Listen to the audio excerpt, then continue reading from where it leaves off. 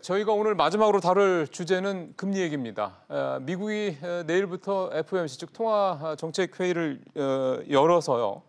이번 달에 금리를 어떻게 할 건지 결정을 할 건데요. 미국이 이제 금리를 만약에 올리거나 이렇게 되면 역시 우리한테 큰 영향이 있기 때문에 이 부분을 좀 살펴봐야 될 것 같습니다. 그리고 어차피 연말이기 때문에 내년도에 대한 통화정책 전망까지 좀 같이 좀 오늘 들어보도록 하겠습니다. 도움 말씀을 위해서 미국 롱아일랜드 정삼영 교수를 모셨습니다. 교수님 어서 오십시오. 네, 안녕하세요. 내일 금리 올릴 거라고 보세요? 제 생각에는 올릴 확률이 훨씬 더 높다고 아직은 그렇게 판단하고 있습니다.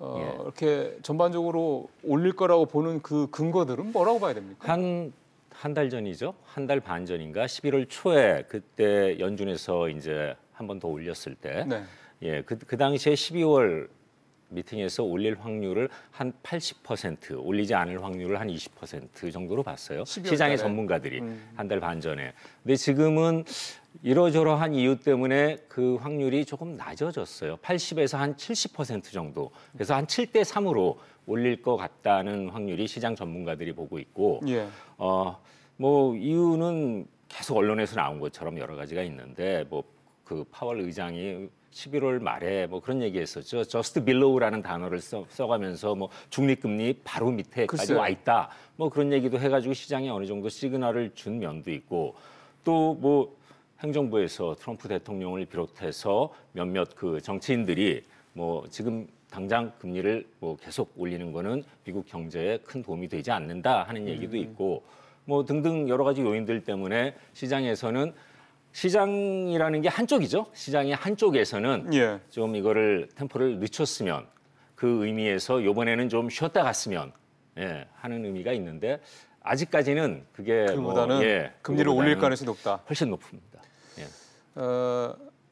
뭐 여전히 지배적인 퍼센티지는 올릴 것이라는 전망이 많긴 합니다만 혹시 안 올릴 수도 있다면, 그러니까 뭐 트럼프 대통령을 비롯한 트럼프 행정부에서 금리를 올리지 말라고 하는 그 근거 외에도 월가에서라든가 교수님께서 보시기에 혹시라도 금리를 안 올릴 거라면은 어떤 게 그 이유가 될 만할까요? 올리자는 사람, 그러니까 연준 쪽에서도 하는 얘기하고 또 이제 행정부나 뭐 월스트리트저널에서도 어제 사설 통해 가지고 이제 얘기를 했는데 같은 데이터를 놓고 다른 얘기를 하고 있습니다. 지금 숫자를 바꾸는 게 아니라 예를 들어서 지금 고용하고 인플레이션이 가장 중요한데 금리에서는 고용 실업률은 뭐 역대 최저 3.7%를 계속 유지하고 있고 또 뭐 임금 상승률, 시간당 임금 상승률 같은 경우도 3.1% 정도로 계속 꾸준히 가고 있고 인플레이션 그 소비자 물가 지수도 2% 미만으로 지금 유지를 하고 있는데 지금 그 측면에서 볼 때 올리자는 사람들은 아직 견고하다, 탄탄하다.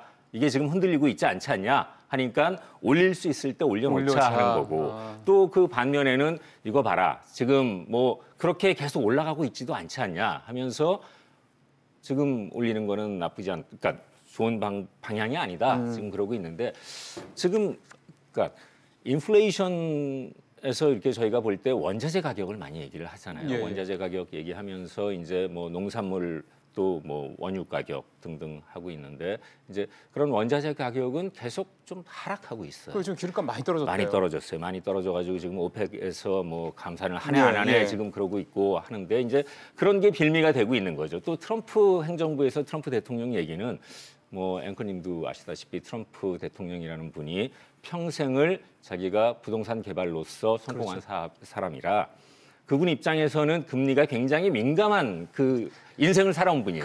금리 인상이 굉장히 뭐 어떻게 보면 알러지를 가지고 있고 그런 분이라 또 역대 어느 대통령보다도 강하게 자기 그 목소리를 지금 어조를 내가지고 아주 직설적으로 어떻게 보면 연준에 무슨 뭐 개입하는 듯한 뭐 그런 거를 취하고 있는데 제가 생각하기에는 이번에는 조금 무리수를 두지 않았나. 오히려 트럼프 대통령이 그런 얘기를 했기 때문에 약간 한 발 물러서가지고 올리자 올리지 말자가 5대 5일 경우 연준 입장에서는 올려야 될 자기네들의 독립성을 생각을 긁어 부스럼이 될 수 있다는 얘기군요. 그럴 수도 있을 것 같습니다.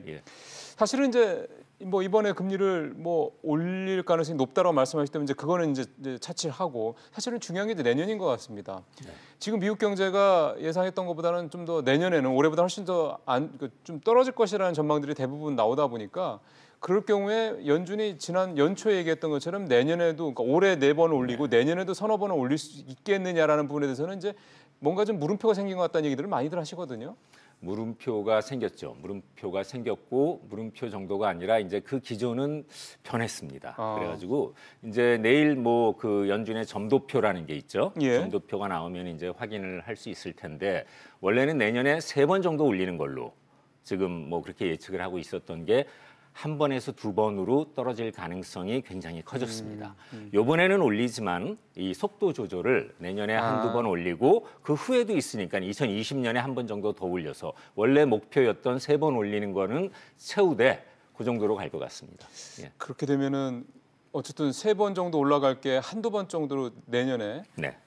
끝난다 그러면 우리한테는 사실은 상당히 부담을 더는 거라고 봐도 되겠네요. 그렇죠. 한은 입장에서는 지금 뭐 한미 간의 금리 차가 1% 이상 벌어지는 걸 우려하고 있었는데 그래서 자금 유출도 있고 뭐 여러 가지 문제점들이 있었는데 좀 시간을 벌 그런 뭐 마음적인 심적인 여유도 생기는 거고 시간도 생기는 거고 그렇죠. 하니까 어느 정도 그렇게 나쁜 소식은 아닌 것 같습니다. 그러면 아예 우리가 금리 얘기를 사실 하게 되면 투자하시는 분들 입장에서도 이 금리가 제일 민감하잖아요. 그렇죠. 이런 상황으로 뭔가 분위기가 좀 바뀌고 있다면 내년에 투자하는 분들한테 큰 틀에서 이렇게 좀 봤으면 좋겠다라고 한 말씀 해주신다면요.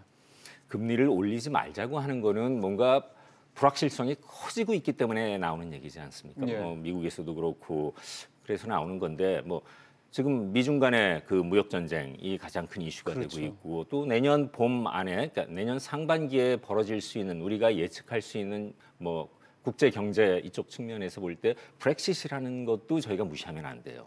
미국 한미 간의 아까 미국과 중국의 무역 전쟁 이상으로 그 정도 급으로 굉장히 큰 역할, 큰 영향을 줄 만한 그런 이슈가 될 텐데 그것도 걸려 있고 뭐 앞으로 그 상반기에 미국이 금리를 인상을 한 번을 할지 두 번 할지도 걸려 있고 그렇죠. 불확실성이 걸려 있기 때문에 트럼프 대통령이 계속 강조하는 게 금리 인상하지 말자고 하면서 내세우는 게 유동성을 우리가 계속 확보하고 있어야 된다 하는 얘기를 하는데 개인 투자자나 기업 투자자, 기업 입장에서도 그 유동성이란 단어, 유동성이라는 그거를 굉장히 좀 고려하고 생각해 봐야 되지 않을까. 그 유동성은 현금을 갖고 있으라는 말씀이신 거죠? 현금 혹은 유동성이 높은 자산을 좀 가지고 있는 게 불확실성이 커진다는 거는 어떻게 보면은 기회가 많이 생긴다는 그렇죠. 그런 얘기가 될 수 있죠. 기회가 생겼을 때 우리가 뭐 작은 거에 일희일비 해가면서 뭐 사고팔고 매일 뭐 그러는 게 아니라 조금 관망을 하고 긴 호흡을 가지고 최소한 내년 상반기는 좀 지켜보는 그런 입장을 취하는 게 좋지 않을까 생각하고 있습니다. 알겠습니다. 투자 많이 하시는 분들께서는 지금 정 교수 말씀 잘 참고하시길 바라겠습니다. 교수님 말씀 잘 들었습니다. 네, 감사합니다.